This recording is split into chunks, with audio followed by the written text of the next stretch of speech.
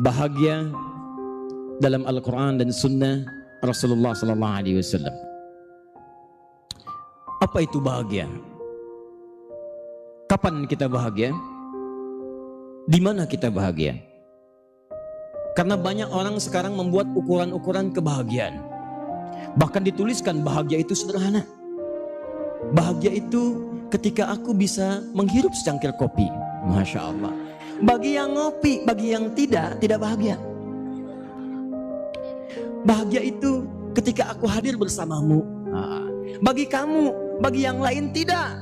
Karena apa yang ia harapkan telah diambil kamu.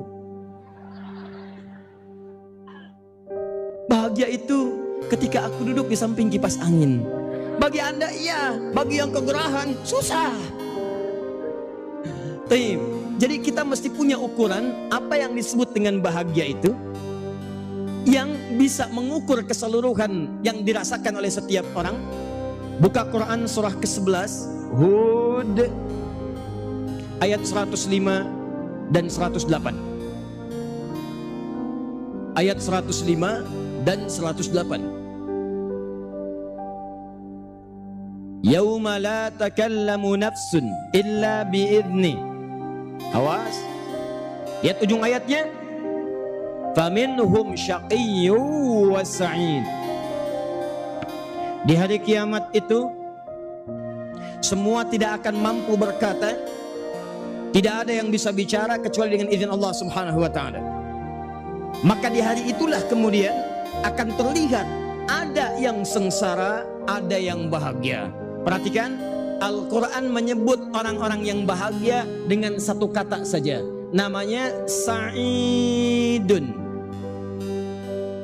Jadi kata Allah, ada orang-orang yang bahagia. Aku sebut orang itu dengan nama Sa'id. Sifatnya Sa'id, orang yang bahagia. Siapa orang yang bahagia itu? Buka ayat 108-nya. Wa ammal ladzina su'idu fafil jannati khalidina fiha.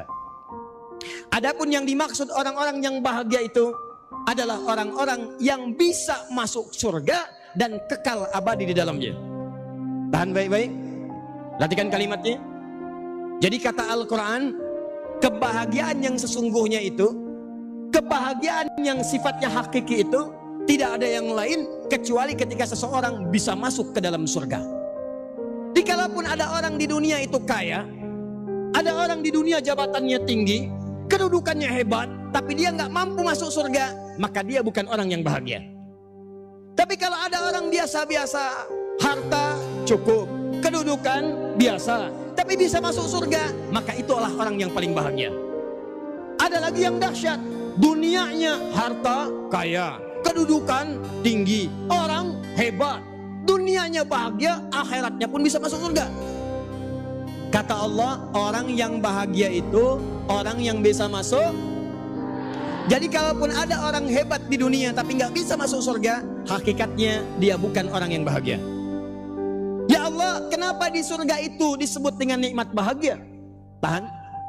Kenapa kehidupan di surga disebut dengan kata Sa'id? Dan langsung disebutkan oleh Allah, itulah kebahagiaan yang sejati. Bahagia itu ketika